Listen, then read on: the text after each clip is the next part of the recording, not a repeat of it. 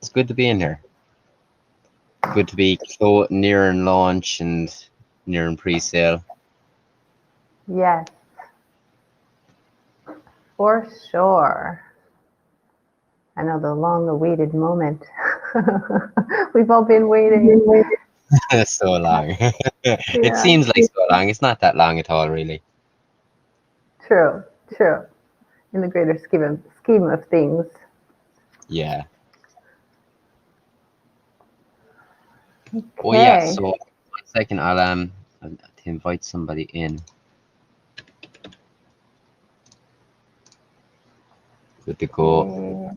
There's Viking. Okay, perfect. Well, howdy, folks. Hello. Okay. Well, I think we can get going. So, hi, welcome. This is Crypto Mystic, welcoming you to Pandora's Box official AMA on July 13th, 2022. Thank you for joining us. Today we have some really exciting news to share with you regarding the token. News that, frankly, most of us have been waiting to hear for a while, so it's going to be fun to hear. You'll also get a timetable and dates for the launch. We announced it a couple days ago, but in case you missed the announcement, we'll do a recap for you here. You'll also have a chance to ask questions, and then we will host part 2 of our roundtable on NFTs, and we have some special guests joining us today to talk about NFTs. So it'll be really informative and insightful and hopefully fun too. Also, at the end of our time together today, we'll announce the winners of our creative contest. Speaking of which, if you haven't already, or even if you have, actually, you can vote again. So go ahead and make it to the Discord and vote for your favorite creations. We get some beautiful graphics. We got a beautiful poem. So make sure you go and choose an emoji. So because at the end of the call today, we'll be announcing the winner. So this is kind of like the last time you get to vote. So thank you in advance for that. It's in the Get Creative channel in our Discord. All right. So let's start with an update on the UNBOX token. Surian, do you want to share with us what's going on there? Yeah. So as we mentioned last week, we were supposed to have already sent in to audit by today. This is not where we didn't meet that goal fully, but we have gotten to a point where today or tomorrow we have the launch of the contract, and then is to audit. So we should be in line with the timelines that we have set. Yes, because we had built in a buffer in the timeline. So that's why buffers are there, right? For these exact reasons. So nothing should, no, as far as things looks now, we are good to go on the dates and timings that we have set. Okay, excellent. Anything else you want to add? I just wanted to add for anybody that is liking the games and all of this. This is something that we want to continue with, but also up the game with. Once we have a portion of tokens that is set aside for building community giveaways, puzzles, and all sorts of incentives to grow community and to grow communication within the community to solve these puzzles. This is something that we have done some of the team already prior in other projects, which has been usually a very big success, and we want to do this coming forward. Brilliant. So bigger prizes coming up, yeah? Yeah, they are. Yeah. Here's the kicker: the more volume we get, the bigger and the more interesting giveaways we can come to, and the more hopefully we can create a ripple effect in that way, which will create more growth and more. Who knows what can come out of this, because we don't have to stop at giveaways. There is, we have quite a few interesting NFT ideas to put in there, but this will come also more about later. Okay. It's kind of like I said in a tweet the other night. The scope of this project is up to human belief, really. It's up to what the humans can believe in, and there is no boundary for how far this can go, in my opinion. Nice. Great. Okay. Fantastic. Well, thank you, Siren. Thank you, Chris. And now let's talk about the launch, the pre-sale, the whitelist. Joanna, you want to share with us what to expect and when? Yeah. I hope you guys checked our Medium article. There we have a lot more information about this. I'll drop the link here. But as Crypto Mystic said, we're going to give you some more information and just a recap. The whitelisting has already started, but through the CCT bot, started July 11th and will end July 19th at 18 UTC. This means that we have some time to organize and prepare everything, because the pre-sale will start on July 22nd at 17 UTC and will end July 18th, 10 UTC. 28th. July 28th. 28. What did I say? Yeah. You said 18th. It's okay. Oh, oops. No. We're not going back in time, just moving forward. Thank you. And the token launch, there will be a party for the token launch on the same day, July 28th at 14 UTC. It's going to be an opportunity for us to gather in a way that is a bit more casual. We'll have some amazing tracks planned out and also some unboxed airdroppings. Ooh. At launch, which is scheduled for, as I said, 28th of July, 14 UTC, the token price will be 11% higher, and the tax will be 6%. In comparison to the pre-sale, it means that the pre-sale will be 11% cheaper, and there will be no tax. To participate, if you want, in the pre-sale for the unboxed token, there will be a minimum contribution of 0.1 BNB and a maximum of 3 BNB per spot.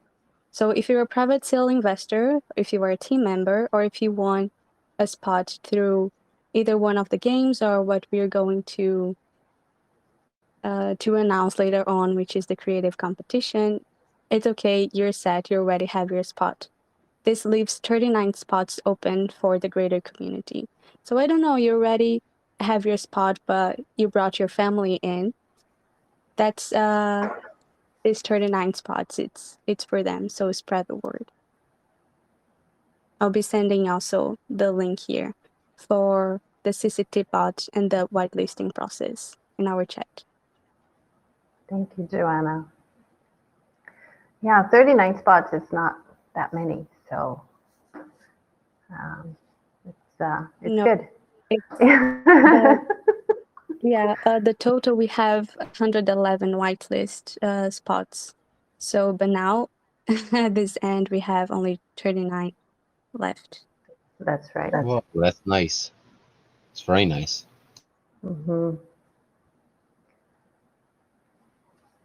Okay, fantastic. Thank you so much, Joanna. I wanted to give a quick update on the marketing side. We're setting up some AMAs in other groups in order to get more exposure for the token. And we have some partnerships in the works as well.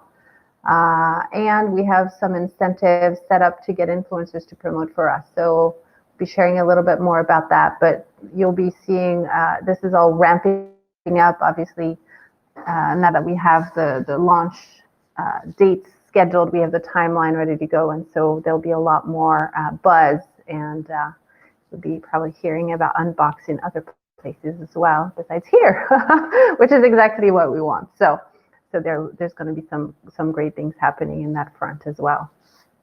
I want to add on that front, if anybody is either connected to communities or have access or is in or just looking at communities that you would like to see our exposure in, please drop it in either a message to one of the admins or even in the group if you feel it's worthy.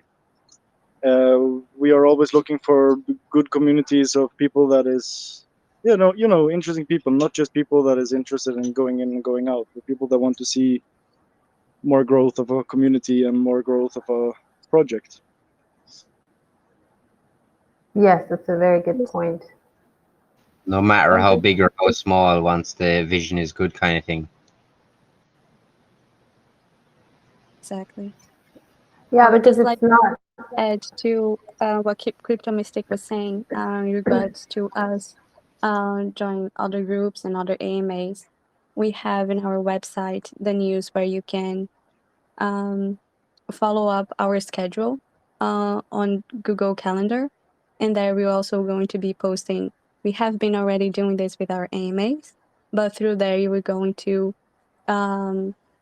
be notified, and it will be an easier way to check where our community and our team will be joining.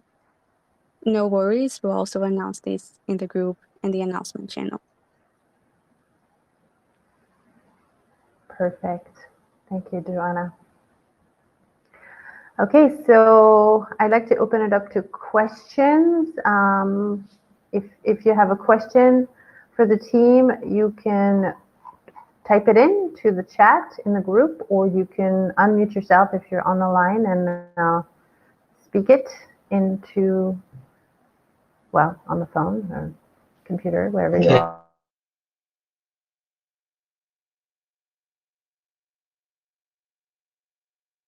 On a scale from 1 to 10? Sorry? Replying to Dreamin' Zero's question, on a scale from 1 to 10, how excited is everyone from the upcoming weeks? Well, I would say an 11. Just Me too, putting 11. I can vote for that one.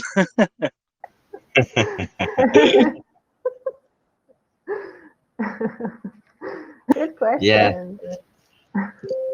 I think, as silly as it sounds, people want to see NFTs, actual NFTs. So is there a collection already made in the background?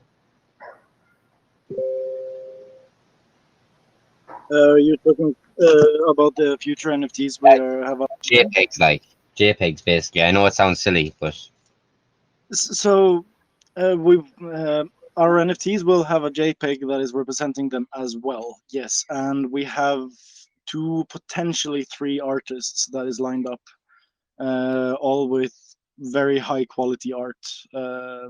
So more about that will be coming out once we have finalized the deals with the artists and once we have everything set ready with the protocols and everything. excellent. And so, well, obviously, there's a lot more to these NFTs than JPEGs. Yeah, I think I'll keep quiet on that anyway.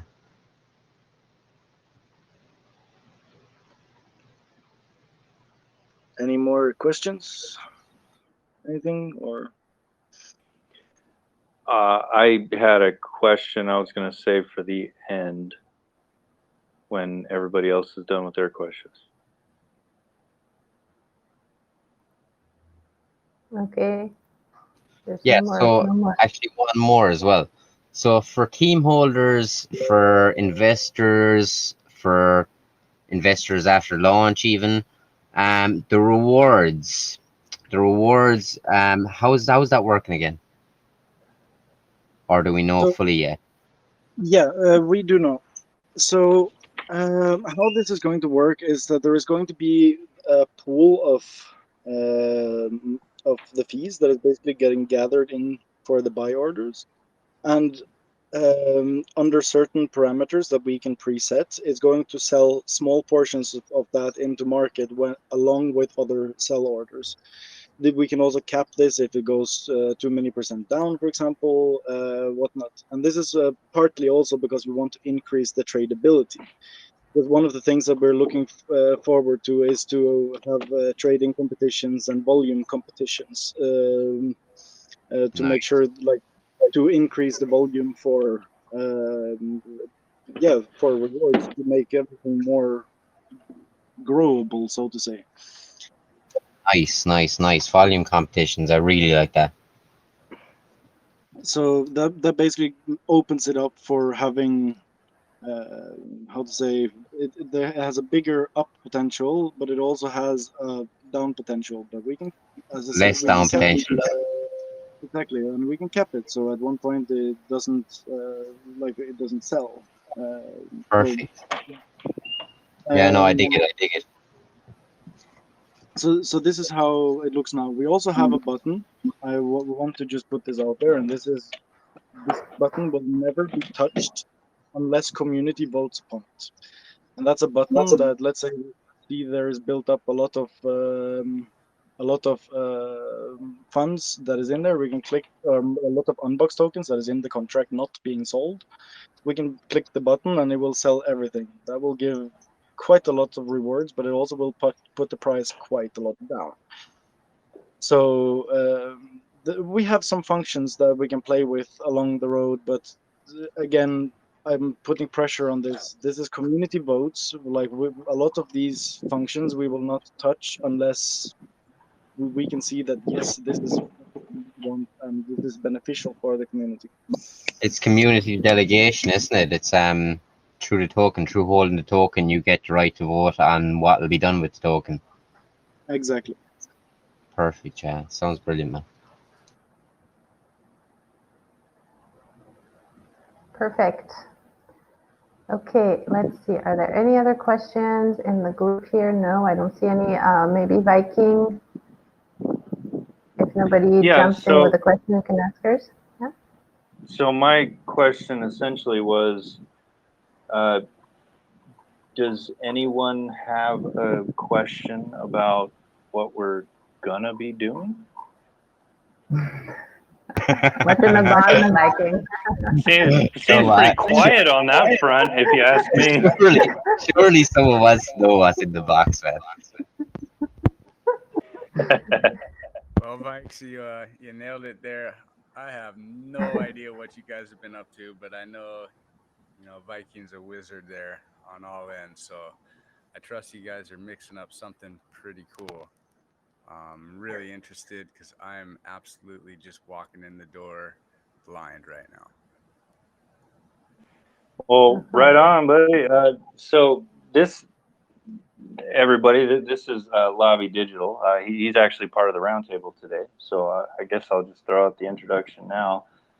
He's been working with blockchain for quite a while now, and it seems to be, and correct me if I'm wrong, quite a Solana fan. And also, how easy it is to use. Go ahead. Yeah, it is actually. And he's working himself into the surfing industry, things like that. But the really cool thing that I liked about him is that when he goes for his NFTs, he digs, he goes for it, and so that's very appreciative versus the people that they just buy anything they find, you know what I mean? And so that's why we invited him to the roundtable to talk NFT technology.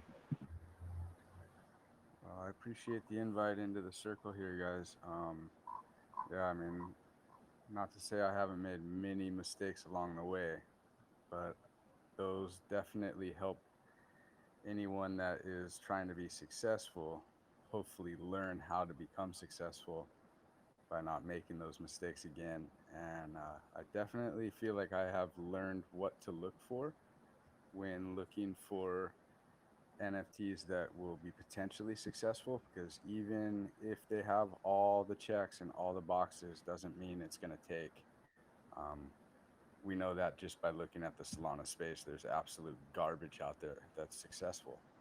So taking that as a note, doing the due diligence does a whole lot. Luck has a lot to do with it as well. But when you have a good team, what I can 100% ensure is if you have people working, you will have people supporting. Hmm. Oh yeah. 100. I would also add that the mistakes that you do along the way, that's also what makes your mind valuable in anything in life, I would say, because now you actually know what not to do and you know paths around if something similar happens as well. Yeah, a lot of people take mistakes pretty hard, and it puts them off. But I tell you what, mistakes are gold in the bank. They really are, especially in crypto. Yeah, we'll keep making them too. It's not going to stop.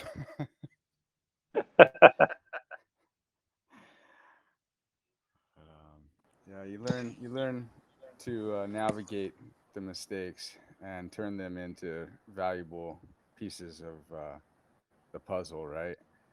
And the NFTs, it's a trippy little space because it does feel at times like you can do all that homework, but there are little selective groups kind of going from one team to another, pump and dumping, just like we've seen in crypto with, um, you know, the low market cap stuff that just booms overnight, and you can't get out fast enough if you're in it.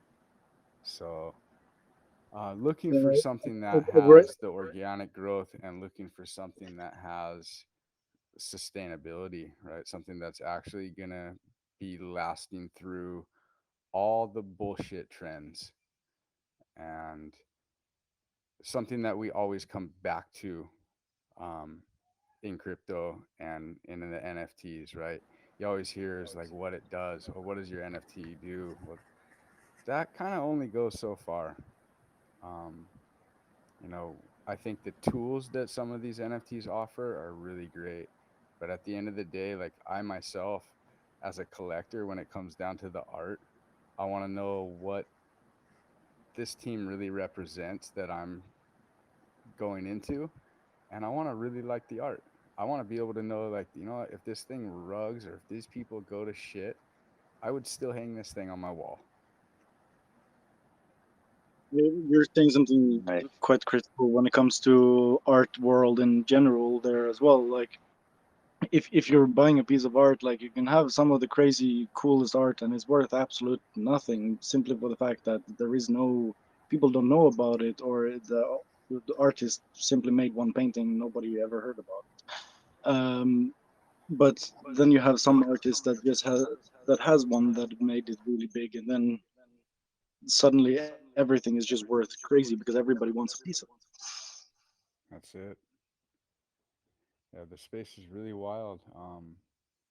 Seeing the trends that have been taking place lately, I see right now we're going back into the 101 artists. They're really starting to gain some attention again. And it's because it's been so flooded with useless tokens, um, with zero liquidity, and teams that are promising more than they can ever deliver. So, one thing that I can really recommend, just from a blind side, looking in, is making sure what you do offer to the space, you are 100% able to pull through. And God forbid you don't hit a timeline. We've all seen that.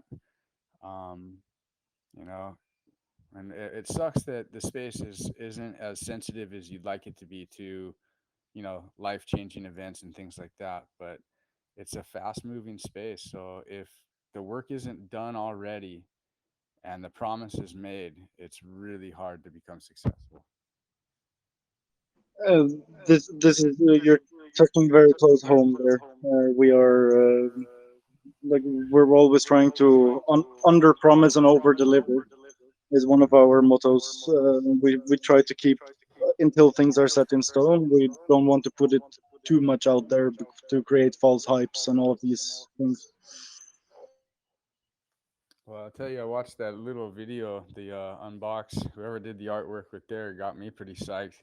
Watching them unbox the Pandora box, and I mean, it's eye catching. So I can tell you guys put some a lot of love into even just the little steps. So I'd like to see, what more you guys are all about here, obviously. And I know he's got a good head on his shoulders. So I'm gonna let you guys do some more talking here, and I'd like to kind of hear what more you guys are doing. Right on, man. Thank you. Thank you. Cool. Echo.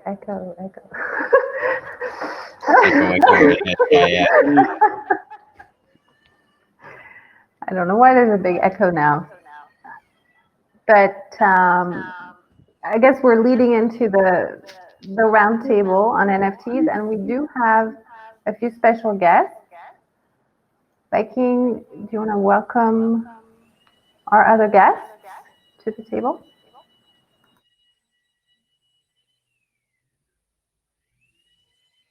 Yes. Okay. So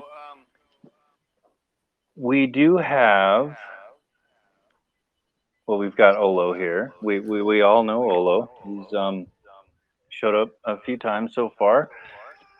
SG, can you mute?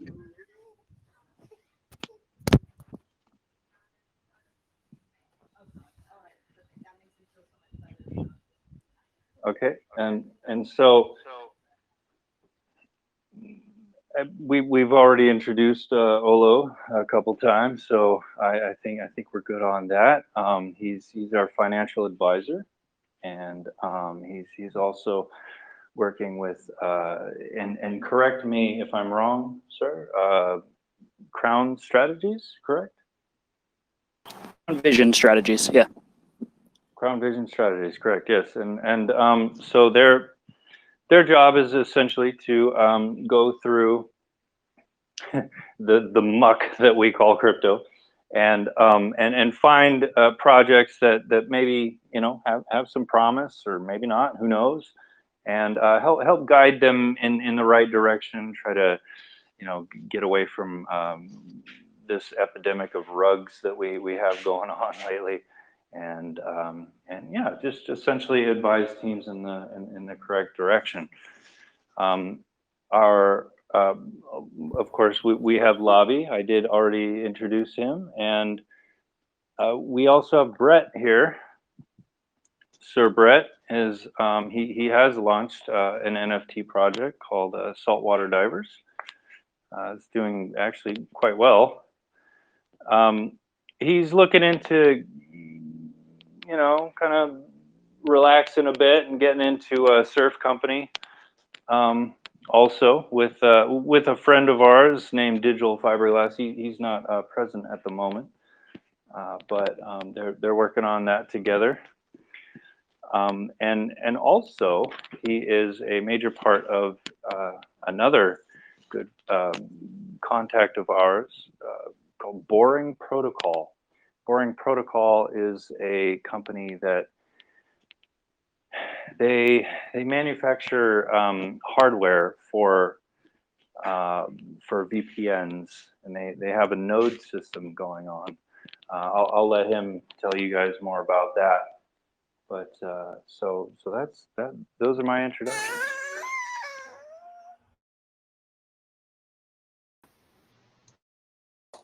And that was my daughter. I didn't know what that was. So sweet. Sweet of a 1-year-old girl playing with her voice. Rare to go. Yeah. My little lad took his first steps today. Go on. Oh, congratulations, brother. That is a moment. What a moment, man. What a moment. Chuffed. Amazing. Big time. One thing I did want to add about Olo is that, well, you may not know this about him, but he's a really talented musician, and he will be participating in the launch party. He's going to be gracing us with some of the some of his musical magic. I'll just put it like that, because he works with frequency, and he's just quite incredible. So you'll be able to hear some of his compositions and some of his talent on the launch party. So I wanted to add a piece in for today. Cool. Well, let's start then with the round table. We have so many amazing minds here, and so I think the first question we have is, in your opinion, what can the future of the NFT market look like? And whoever wants to take it can unmute themselves and start talking. Enlighten us. I have a few opinions on that. For the most part, it's probably gonna break apart into a bunch of different areas. I think that over like the past couple of years, I've been involved in a lot of the start of Solana NFTs, and since it took off last August, I've gone and had a lot of my work featured at all the live events and stuff. And the main push for the NFT market is really aiming towards marketing and video games, pretty much, for the type of NFTs that we know today. It's mostly going to kind of bridge into branding and development. And then on the other aspect, there's going to be a whole nother layer of NFTs that are utilized for things that most people in the consumer world wouldn't even know are happening, different ways to kind of secure digital ownership of things, contracts, all types of things that kind of where that serialized digital storage will kind of play a key part in kind of the everyday business practices of industries, from real estate to more trading like what we have now, to utilities and all that, actual utilities like energy and real world development and infrastructure. But for what we currently know as NFTs, with the art market and basically these large collections that generate 10,000 and then sell out, and then maybe 1% actually retain value. It's geared more towards brand building. And so with art projects, the market, once their NFT is out there and they have money and they're a successful project, if your project is art, then it's kind of a cultural thing on the aspect of what you can do for your holders and what you can do to retain value. And then on the other aspect with NFTs now, it's building for video games. So a lot of the money that venture capitalists are putting into NFT projects, they're looking for projects that are incorporating NFTs with mostly video games and other more interactive forms of entertainment. Like the other day, BR1, which is a project that I saw start out through the hacker houses on Solana, they had a $4 million seed round just yesterday, and they've incorporated they're one of the first to really incorporate gameplay with their mint. So overall, the marketplace for NFTs is kind of gonna splinter into a bunch of subcategories.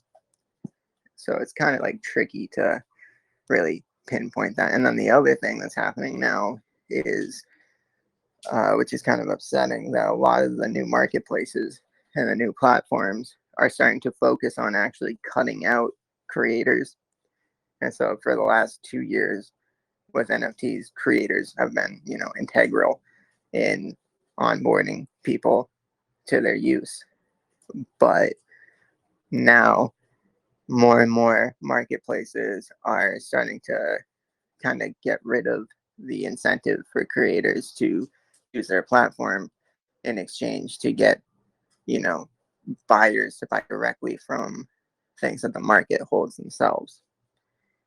And part of that is driven by utilities and, video games and different things that developers are doing. So, yeah, that kind of answers a bit of where I think it's going. That was a good I just summary. want to add on to what Brett said.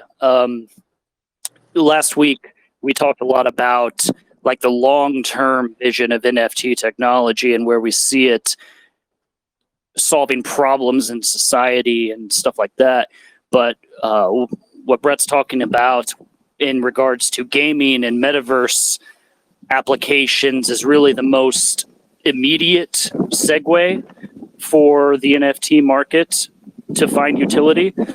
And that's part of the reason why, and I think personally, that is driving a lot of the valuation of the current NFT market is the speculation on the future utility of being able to use your NFT avatar in a VR metaverse. You can use your Bored Ape as an avatar in some VR metaverse, and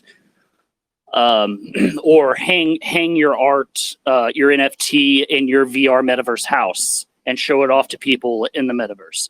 So I think that these kind of applications are really the most immediate segue that we're going to see in the marketplace and what's driving a lot of the speculative valuations. The interesting dichotomy with gaming specifically is that NFTs, integrating NFTs and blockchain technology into gaming is like literally the best thing that could ever happen to it. It would take it to a completely new level. Yet the vast majority of the current gaming community hates NFTs and crypto and doesn't want anything to do with it.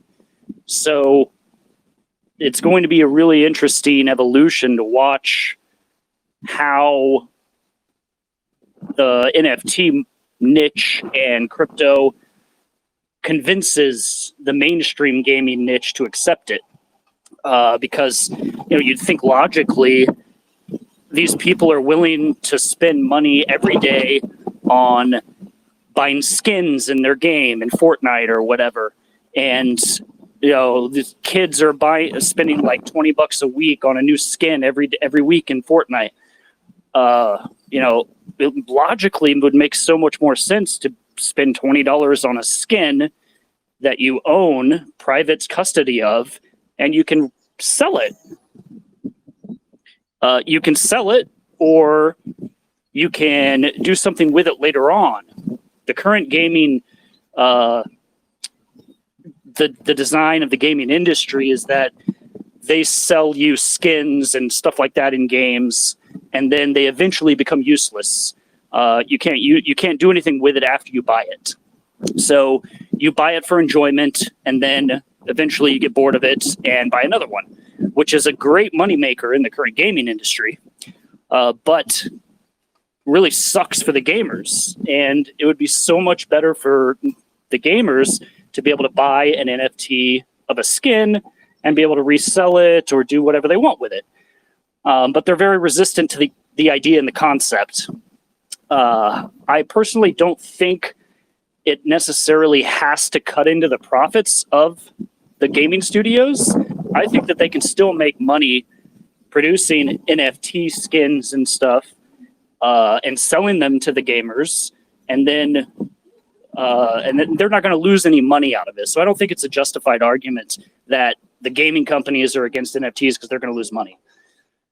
But that's I would like to chime in also. I think actually this is something that could boost their long-term profitability of everything, because most NFTs today has built in that, like let's say you pay 5% royalty or 10% royalty. I think 10% is the standard to the creator to begin with, and now suddenly you have a limited mint. There's only one of this, what you have, and it goes 20 years. Nobody knows, like nobody has these anymore, and the value is in the multiple of millions, simply for the fact that it's a rare collectible from a long time before, and you can plug it into any game today, which means it has utility more even then than now. Yeah, exactly. So I'm very hopeful to see this evolution in the gaming industry. I'm a big fan of seeing what BR1 has done, as Brett mentioned.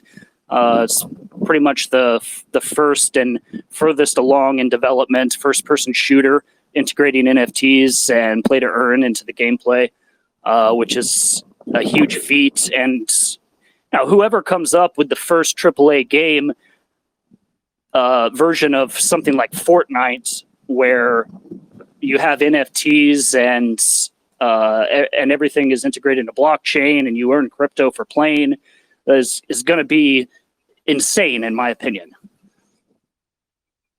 Probably gonna be Fortnite. You'd think they definitely have the resources to accomplish that, but it Yeah, seems like they're very resistant. right. Either way, your take on it's after blowing my mind. That's brilliant.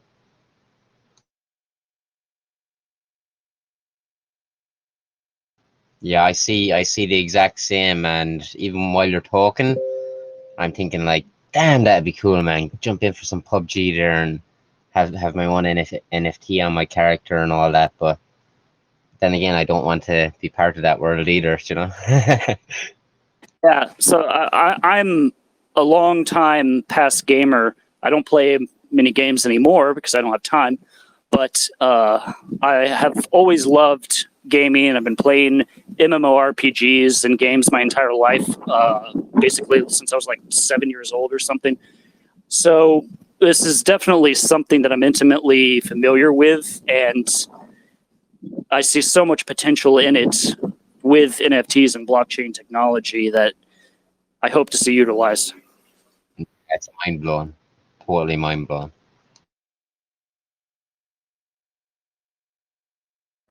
Thank you. Does anyone else want to chime in about what the future of the NFT market can look like?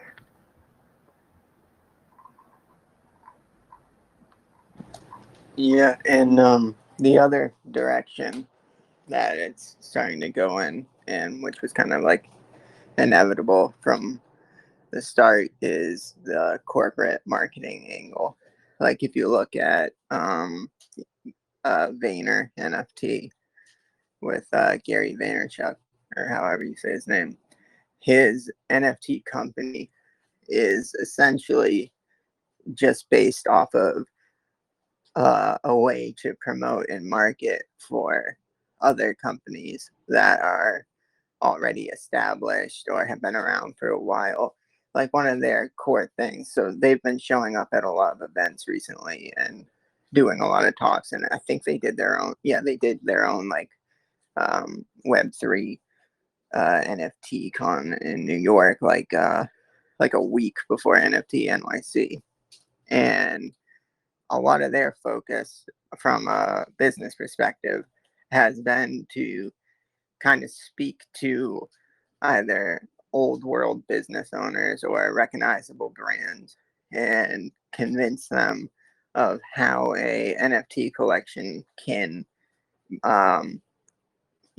broaden their market, or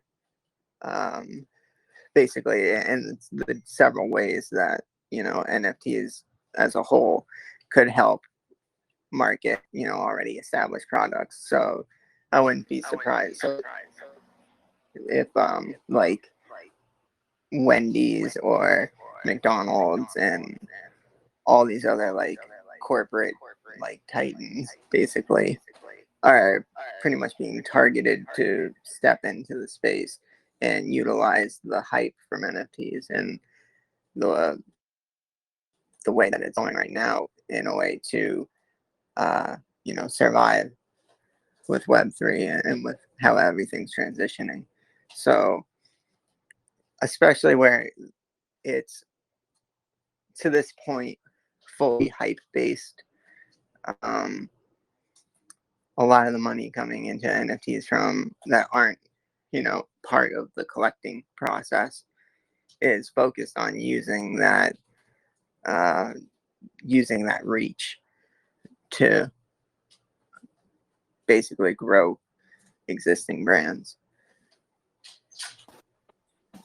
I agree with that, and just wanted to say that that is all going to be part of establishing a presence in the metaverses. So I think people are relatively soon going to be spending a lot of time in VR metaverse experiences, and entrenched old businesses like Wendy's or whatever, for example, are going to be utilizing those metaverses for advertising. And so they're definitely going to be involved in that aspect.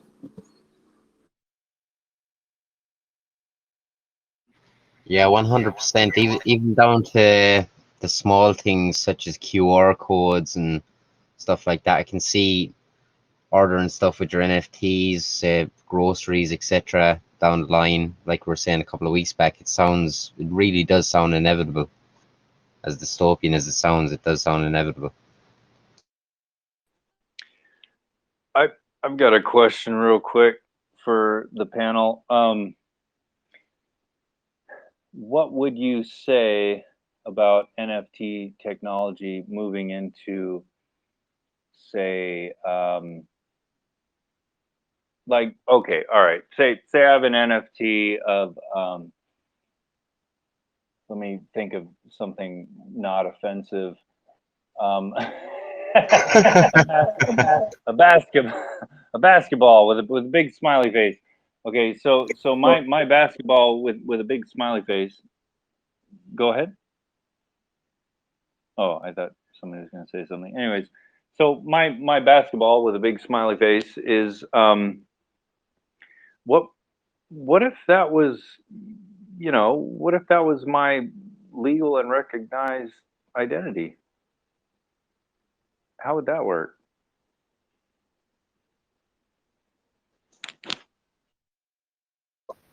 Can you repeat that? So you have a basketball. Right.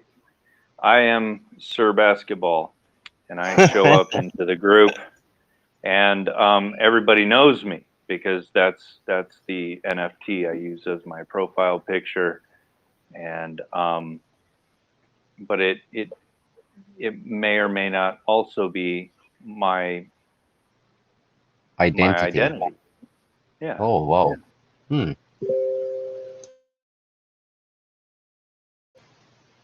No, I've not done that. How would you work with that? Well, I do think that there are going to be aspects of that, of virtual identities, whether or not they correlate legally to your real identity. I don't know about that, but I do think that NFTs are going to become a sort of, I mean, they already are kind of becoming a sort of digital identity. People use their identity, their NFTs as their virtual identity, and some people even dress up as their NFTs in real life. So I don't know about the aspect of your NFT being related to your legal identity in real life, but it's definitely tiered? What? Can that not be a tiered system? It could be. It could be. I'm not opposed to it, but I do think that as far as virtual identity goes, it's definitely a thing and definitely going to become more of a thing. Understood. And I agree with you 100%, because we are, you know, due to the infliction of Facebook. Sorry if you don't agree with me, but due to the infliction of Facebook and Twitter and well, even Telegram, all these social applications, I've noticed that humanity has become very disassociated from each other, and we yes, okay, we still interact physically quite a bit, but that percentage has gone down quite a bit. And what I see now is you have anons in you know, Twitter and so on and so forth. They have their profile, and they keep it that way. I mean, look at Icebergy, you know, Pentoshi. Well, Kobe's a horrible example because he's pretty much all over the place. But you see these anons that have legit clout. They've gained this. This is theirs. Anybody sees just the name Pentoshi. Oh, okay, well, yeah, he's legit. Do you know him? Do you know his face? Have you shook his hand? Do you know his actual name? No, you don't. But you do know that when he shows up, things are going to happen. And now, and by things are going to happen, I mean, this guy, I have literally seen him dig people out of hacks. You know, oh man, I sent my crypto to this address. I don't know what to do. And the guy told me that, you know, and these guys literally, Not So Fast, Pentoshi, Icebergy, all these guys, they will literally dig into the blockchain and help you get the information that you need to get your money back. You know, these kinds of things. And so at what point does identity need to be, yes, I have a pimple on the left side of my nose and this is how my eyes are crossed, and yes, I'll take a picture. You know, like at what point does identity need to be that versus what is your track record? What do you do? What is your intention in this space? And so that's the, for me, this is the direction that I see crypto going into.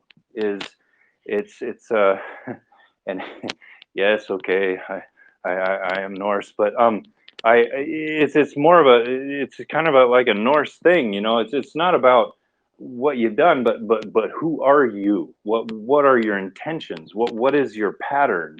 How do you do things? And this is what I kind of see identity flowing into, especially with the NFT space. So that's why I posed that question, because I'm very curious about what the implications are there. I'm with you now. Medical records, etc., stuff like that. Actual identity. I think. Well, yes, of course. There's definitely storage options as well.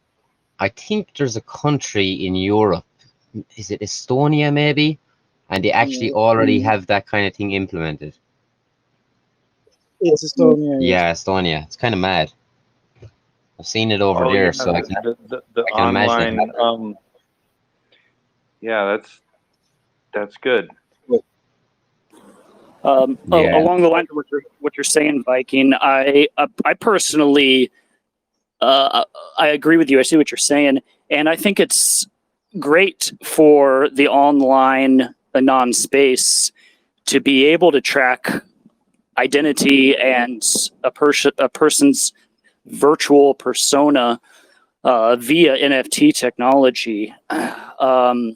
It does have challenges like transference and stuff like that, but using an NFT as your online virtual identity that's tied to a wallet, I think is a good thing for preventing bad actors in the anon space. Precisely. Yes. I'm sorry. Go ahead.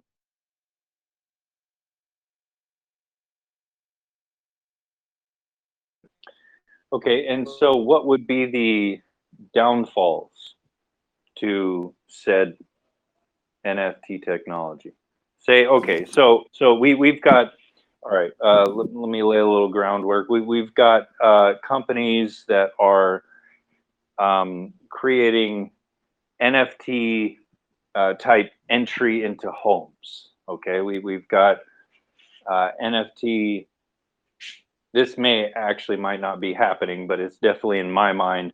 If you can enter a home with an NFT, why can't you enter a car?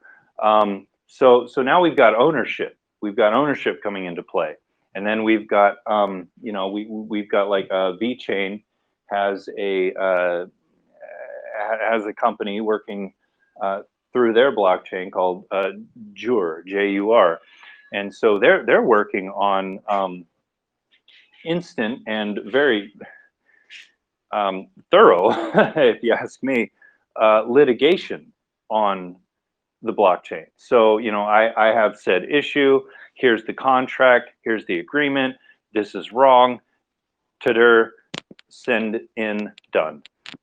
So we're obviously going in this direction.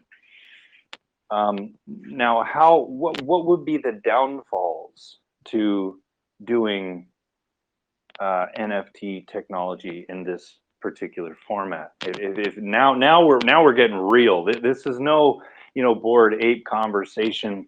This is I own this freaking home, man. This is my NFT. So what would be the downfalls there?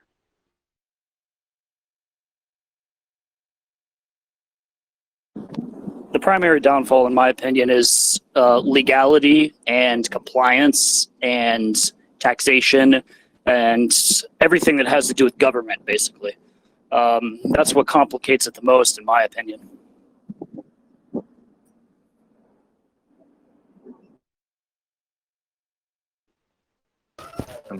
But how is it going to be stored? How are you storing it on a ledger? Are you storing it? Is it going to be stored a chip in your skin? So are you going to lose it? If it's lost, then does it belong to somebody else because it's not actually bound to you physically? Do you get me? Yeah, no, if you lose your that's private, very good. if you lose your private keys, yeah. What do you do then? Exactly. Okay, So like you lose your very private good. key, you lose your car, or you lose your home. So there needs to be a backup of some kind. Yeah. I mean, and we're the obviously backup going in this direction, so how do we solve this? solve not putting a chip in our skin. Well, I don't know. I'm sure we can work it out though. It's a very challenging question, Viking, because having a backup mechanism to recover your seed phrase flies in the face of everything that crypto and blockchain technology and DeFi and self-custody exists for. The reason that there is no way to recover your seed phrase if you lose it is because that's what gives it the sovereignty and self-ownership and decentralization that it provides. So having some type of recovery mechanism is a very challenging problem. I agree with that 100%. Yes, that that is probably the crux of the entire. Get your seed phrase tattooed somewhere, then it's still on your body, Okay, that's a good idea. I don't think everybody would be willing to tattoo a QRI code or whatever to their private key. Oh, no. We just got to mandate it. We just got to mandate it. Tattoo this on your forehead. You're good. Yeah, slap that in your arse and you do it. And Lobby, did you want to say something?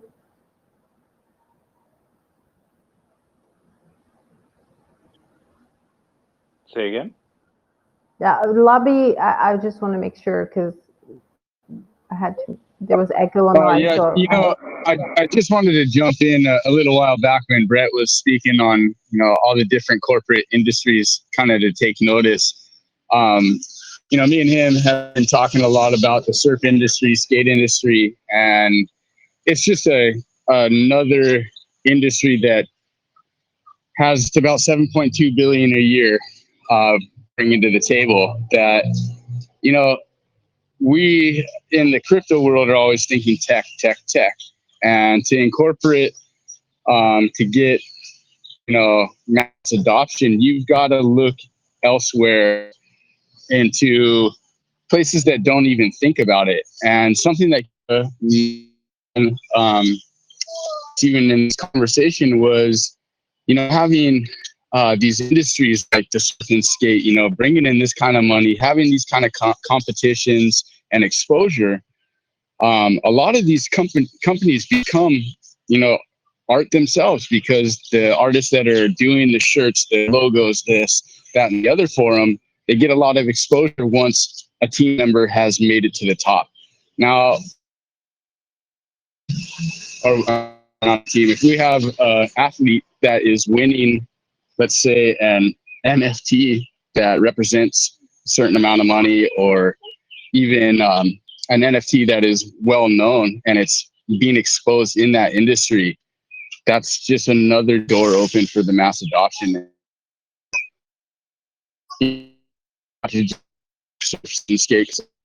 But that goes as far as what you guys were even talking about with these corporate conglomerates like McDonald's, Kentucky Fried Chicken, the food industry, you name it, anything outside of tech still hasn't really been brought to the table yet. And that's where I see all you guys' heads are at right now, is how do we do that? How do we make this where everybody wants a part of it? Because, or, gamer, I used to play all the old school stuff, nearly 40 years old. So I grew up on Nintendo and things like that. But it's funny, my eye went to was some of those old school style Mario art, I guess, pixelated art. And, it's progressed. One of the most recent ones that I got into was a Marvel DC artist. And that was the reason why I got into it. Besides the fact that they had a killer team behind them, but they're trying to do the cross chain, getting ETH and Sol versus each other. The fighting game's already in place, and they have over 20 well-known NFTs that you can use as a PFP or a avatar for the game. And now what they're trying to do is make it a downloadable game, because it's only been online. And I think that's going to bring a lot to the table, because now it could be downloaded to the PC. You don't have to worry about the whole connection issues and things like that. And maybe having your NFT skin or the hacks are getting more and more unique. So I've been rugged plenty of times in this space by just making a simple mistake. And people want to trust what they're doing. So just was touching note on, the big businesses. Yeah. thank you. Yeah. Also, companies like Nike and others are also having their own NFT series, and Hot Wheel and a bunch of others. Like, it's a trend, and there is more and more coming into the space. I saw Walmart has their own virtual shopping mall going on with. I don't know what kind of NFTs they're using, to be fairly honest, but I know that they have some going on, and it's going to be very interesting to see where it goes and what kind of corporate use cases can come out of it. Yeah, I'm really interested to see where they're going to take it, and not completely take away what, I guess the sole purpose behind a lot of the crypto and the NFTs is, breaking away from the mainstream way of being able to control your set And it doesn't have to be just cars. Actual objects could be put onto, I guess, an ownership type of NFT that allows you to take that, you know, and make a safe sail across waters. You know, here I'm in Hawaii. I can't tell you how many times when I try to make a car sales, I will get somebody from the mainland saying, "Oh, I'd like to buy your car. You know, send me this information, this, that, and the other." I said, "Bullshit. You know, I'm not gonna do anything like that. It's come to my door, take a look at the car, and we'll make the transaction man to man." But if there was a safe way of doing things where I could trust that once I purchase this online or however this is done through the QR code and the blockchain, that piece is set in stone, and now that object belongs to me. And the tangible item comes along with the NFT. Me and Brett have been talking a lot about that and how we're going to incorporate it into what he's doing.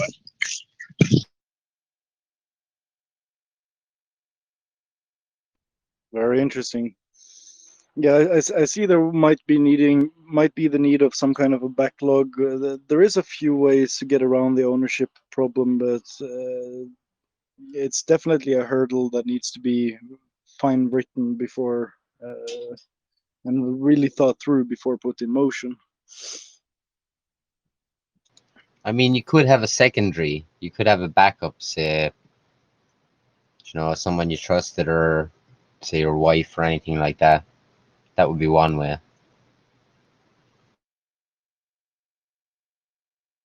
You could just not lose your seed phrase. Well, that would be another. An idea. That's an idea. I think that's what everybody aims for. I can't say I have ever lost a seed phrase personally, so it's not really a problem that's real to me, but it's definitely a hurdle in taking it mainstream and mainstream adoption, because people are definitely going to fuck it up. My biggest problem is finding the right one, as I might have 50 for each chain. People are definitely going to fuck it up. I mean, my friends that were first getting into this stuff were putting seed phrases on their iCloud, you know, taking pictures of it on the phone and thinking that was going to keep them safe. And that's the kind of things that are going to still take place once we have mass adoption. There's, like I was saying, the people are getting so creative with how they can really just get a hold of your assets by you making one false move, whether it be in the Discord and you release some sort of information. You know, now I mean, I'll be honest with you guys. I see Google Documents and I'm like, I run for the hills. And it's, for me, I know we're long past the time of being private. It's minimal at best if you think you're being private, and it's kind of like an illusion that we sell ourselves, that we're doing all we can right now to not be known. But we're small fish, and you know, you become a bigger fish, it's easier to catch, easier to see. So I think that what I'm trying to get at is, no matter what we as a space evolve to, we've got to always think how to protect what it's evolving to first. Yes, how to get there is great, but how do you sustain it? How do you keep it in place where we've kind of thought like how the hackers would think, how somebody trying to steal your money would think, and how do you stop that from happening?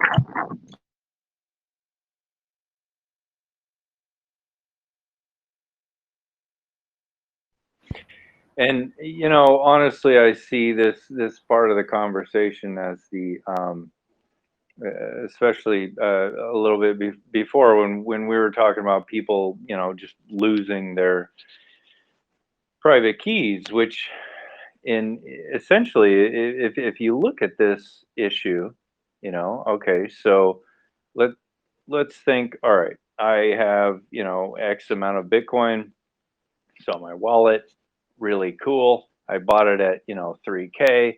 We're now at, you know, 70. Oh shit, we're now down at 20. But hey, look, I'm way up anyways. But I'm gonna forget about it because we're in a quote unquote bear market. So, you know, I'm just gonna, oh shit, where's my private key? Oh no, my Bitcoin is gone. You know, so this to me is a psychological issue that we're coming up against, is that we as a well, as a global population, obviously, but I happen to be from America, so we are catered to by all of these institutions that we place our trust into. I want to emphasize the word trust. We trust this institution. Here's all of my personal identity. Here's everything. Yes, you can have the data. You can sell it to anyone you want. Just keep my money safe. And they do. They do, because they make bank on for selling all the other stuff. And so now, where does that leave us? Because if you transition into crypto, well, my friend, I'm sorry, but you are now your own banker. You are now your own security team. All those fees that you were paying the bank, yes, they may be gone now. And yes, you may have more freedom now because you are no longer part of the bank. However, it's still your money, buddy. And if you don't lock it down, and if you don't keep it within the same measures that a security team would lock your information down, and a banker would you know, check your information and then compare it to their records and then give you your money, well, now this is your job. And unfortunately, what I think is that we've entered a point in the space where people are more than willing to transfer into crypto because of the promise of freedom. However, they're completely unaware of how to secure anything and keep, you know, this is my money.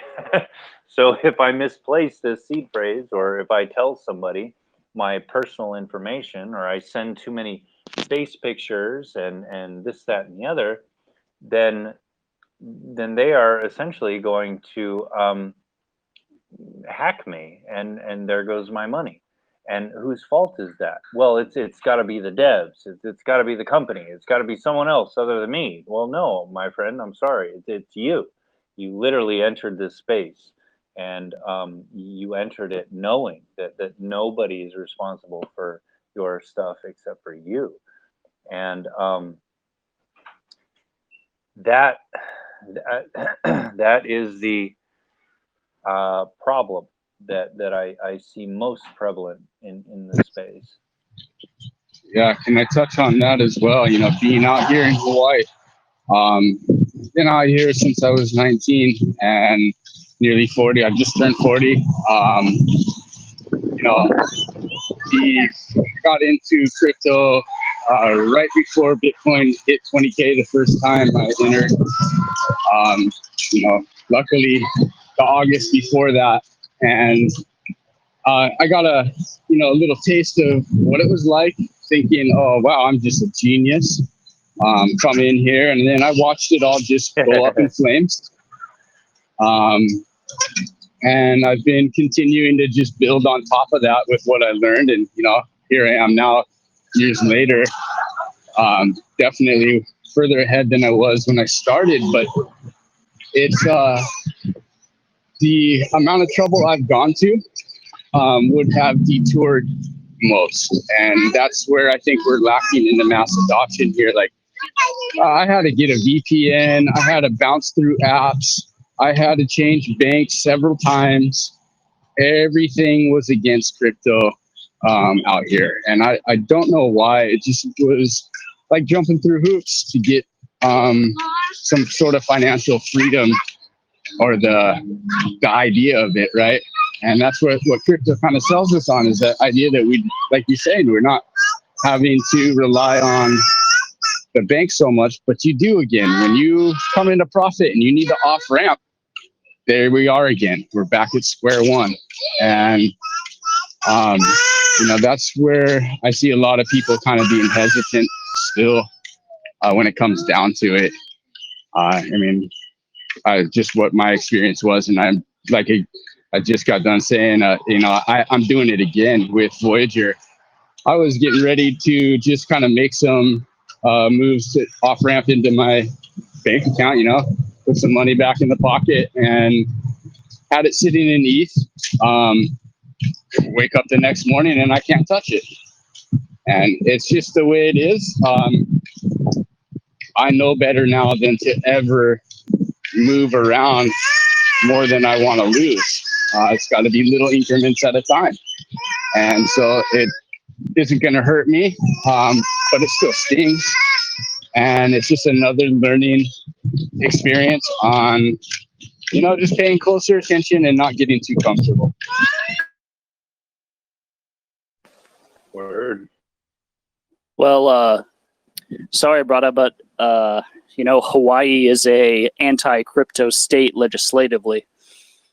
There's only how you know, cause there's only one U.S. Oh, brother, you stayed a kind, eh? There's only one U.S.-based exchange that can legally operate in the state of Hawaii, even, and that's Gemini. But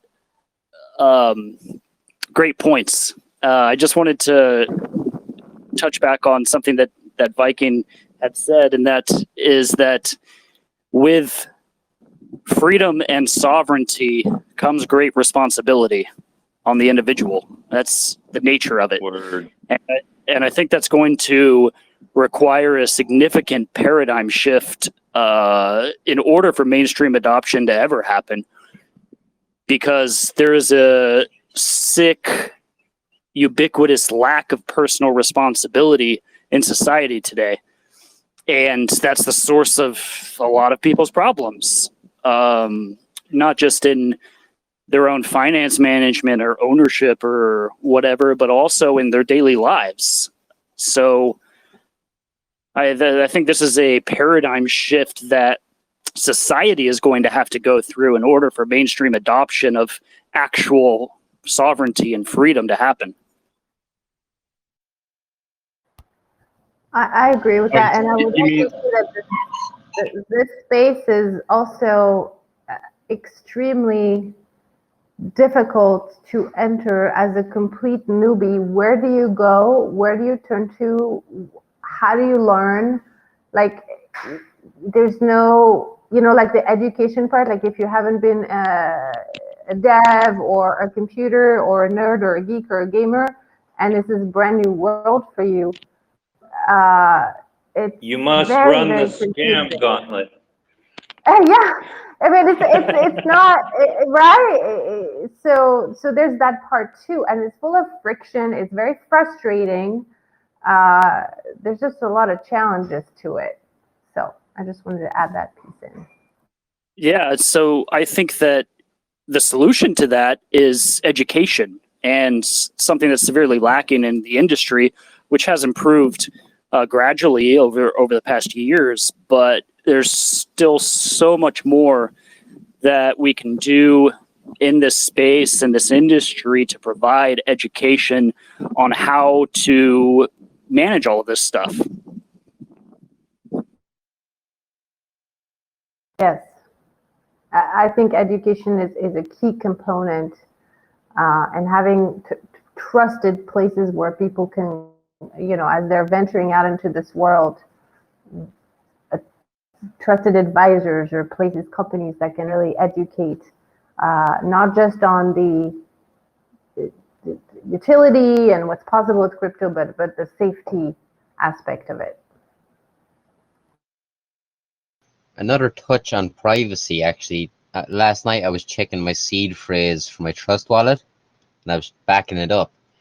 And as I was doing it, I have a screen recorder now. I'm not sure, but the screen started flashing while I was taking down the seed phrase, black and white, a couple of times. So I'm just wondering. I'm probably gonna uninstall that wallet. Take what I have and uninstall that wallet and put in a new one. What you think?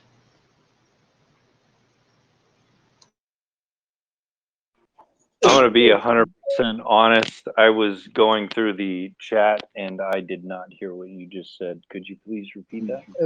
Yeah. So I can answer my question. My question to your my answer to your question is that if you're ever in doubt of breach of security or whatever when it comes to wallets or whatever it is, yeah, the funds securely and as you say, reinstall. yeah. I'm just gonna yeah, because it started flashing while I was taking down my seed phrase. It wasn't flashing in a normal app, you know. I'm gonna uninstall the screen recorder and then reinstall Trust Wallet because it doesn't sit right. And that's another one on security as well, actually. So I'm wondering if anyone in the community is also wanting to add to this conversation. Any one of our community members, unboxers, if there's anything you'd like to say or ask or add to what's been said already.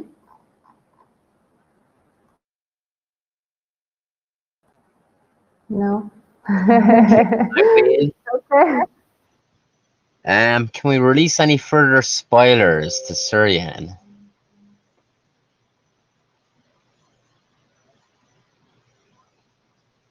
I think I've given quite a few spoilers already today. I'm not sure if I have anything more that is ready to be released at this point, unless somebody on the team has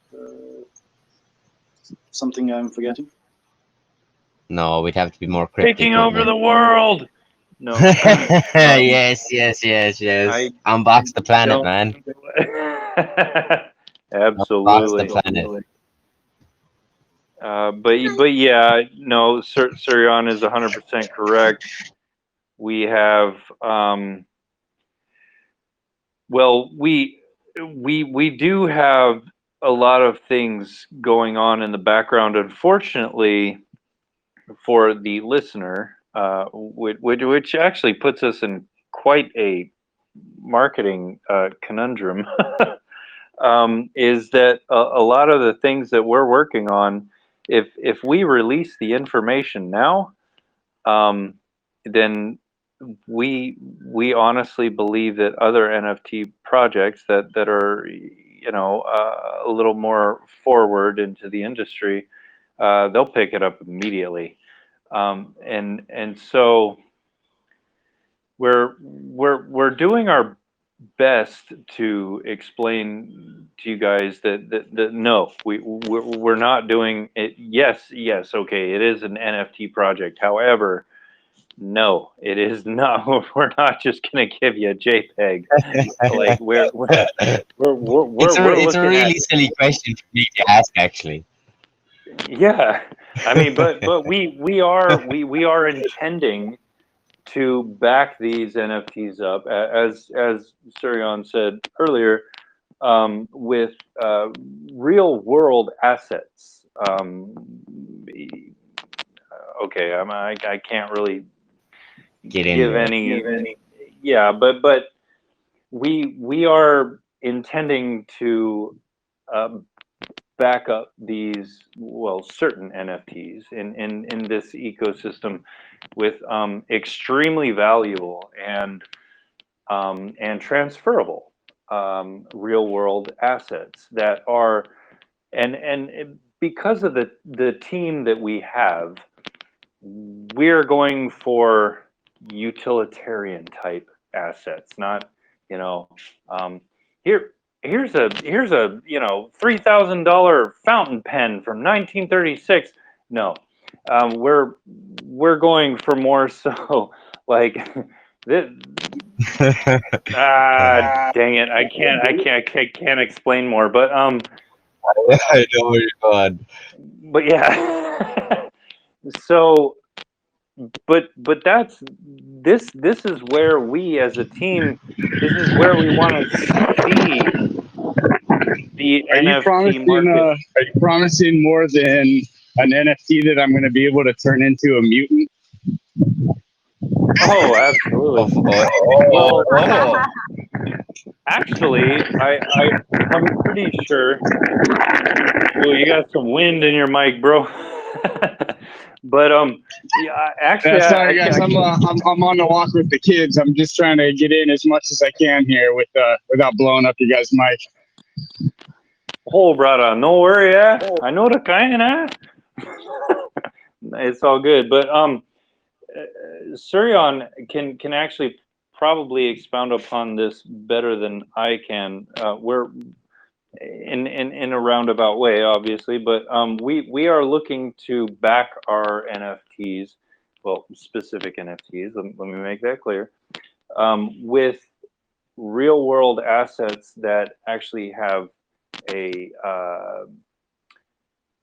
secondary type of backing. But I'm gonna let Suryon. He's our token mechanics wizard. So I can release what we have already said about the NFTs. Is that each NFT is going, or each NFT series, call it so. Instead of now, like let's say that you sell your NFT, there is a 2% or there's a 5% fee for the transaction of that goes to essentially the creator of the thing. But now instead of it going to the creator of the project, maybe a 0.5% or maybe some portion of that still goes to the creator. But majority now goes into the holders and the, how to say, like it goes into either back directly into the NFT, depending on the system. It can be directly delivered to the holders. It can be delivered in many structures that can be built out of this.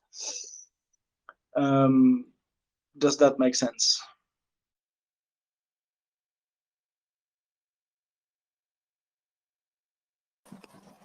Yep. So if I'm trying to understand is that maybe these NFTs would be backed by a secondary maybe market that has a store value of some sort and liquidity on its side, so that if wanting to sell the NFT later on, it's at least back to something that it has value. Exactly. And there can be, and we're not talking just one layer where we're talking about exactly how this is going to look like is still under development, but there's potential of more than one layer of backing to each NFT as well. So yeah, there is quite a lot of potentials in the space once you start really looking under the hood what is possible. yeah, there may or may not be a method to have it not infinitely, but quite many layers of backing. There's a way to structure these things that is coming to the forefront of our understanding at the moment.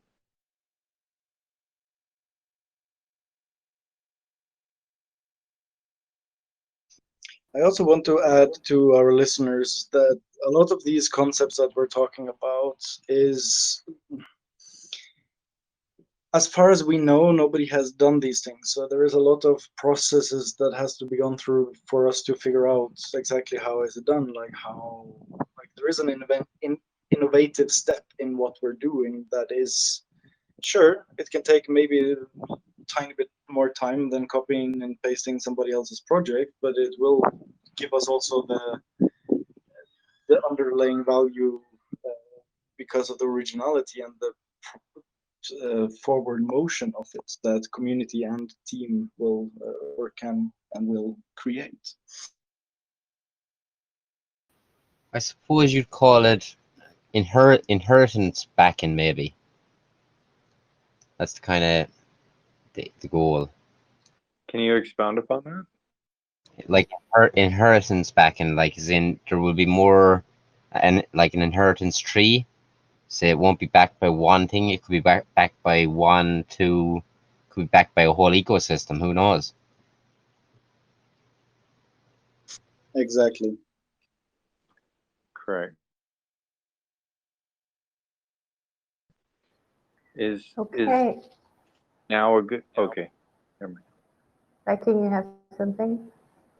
I was just trying to subliminally leak information. I should stop. Okay. Maybe we'll stop you right here before you get us in trouble now. That feels very good. I mean, we've covered a lot of ground tonight, and so I want to just check in with all of our guest speakers if there's anything burning that they haven't mentioned that they feel they want to contribute to the conversation before we move on to the wrap up of the call. Just some gratitude for being invited here. Thank you all for allowing me to speak and listen in on what you guys are talking about. Hope to be more involved and more present. Thank you, man. Thank you. Thank you for being here. Thank you for the Okay, great. Anyone else?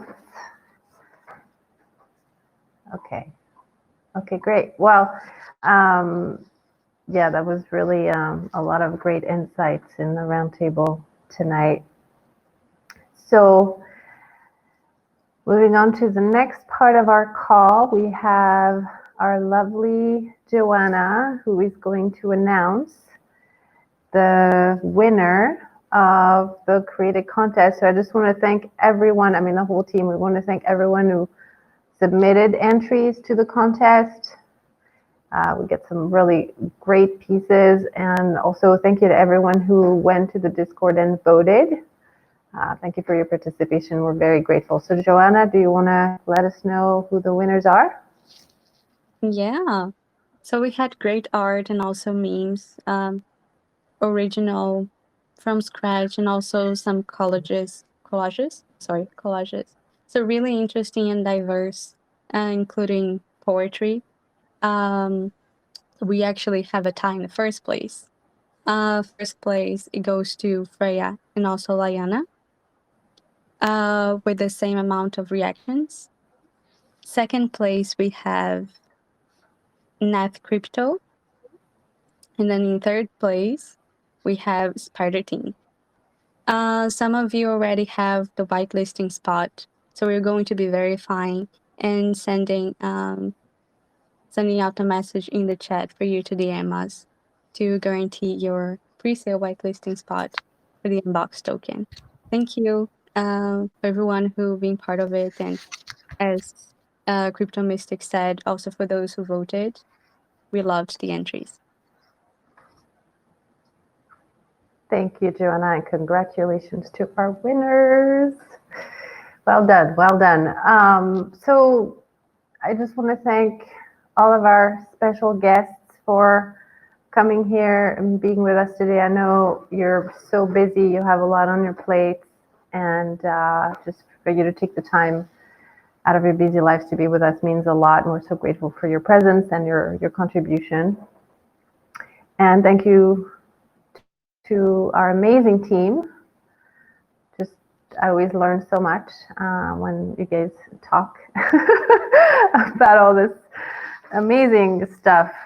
It's just been, there's so much, and the possibilities are endless. So thank you so much for being here. And thank you, dear Unboxer, for showing up and being here, for being part of our community, for your support in the project, and your fun mentoring in the group. We love seeing that. So this wraps up today's AMA, and we will see you next week for the AMA. And it's going to be at the same time. It's going to be Wednesday, July 20th at 23:30 UTC. We hope to see you there. Thank you so much. Thanks, everyone. Thank you.